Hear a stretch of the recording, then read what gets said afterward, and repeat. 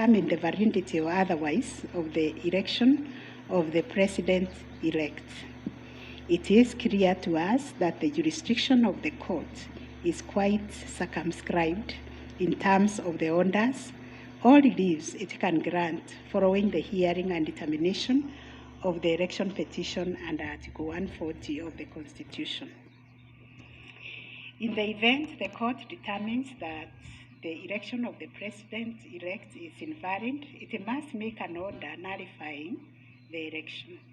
Consequently, it has also to make an order directing IEBC to hold a fresh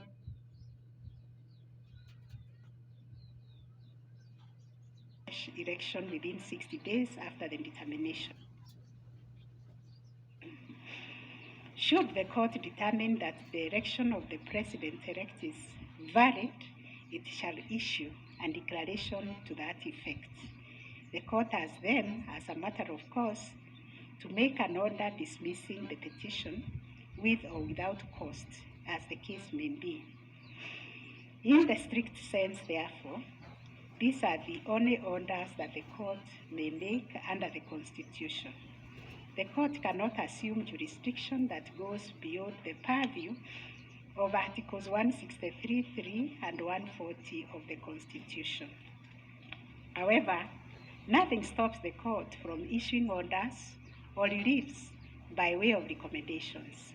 Indeed, since 2013, this court has issued many recommendations arising from the determination of 3 petitions challenging the election of the president-elect.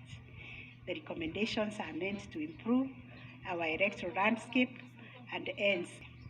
In this regard, this court has been greatly aided by the contributions also of the amici curie, and the court places a heavy premium on those briefs that were filed and those which were admitted.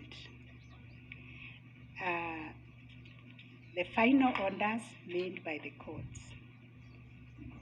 This is a unanimous decision of the court, and we make the following orders.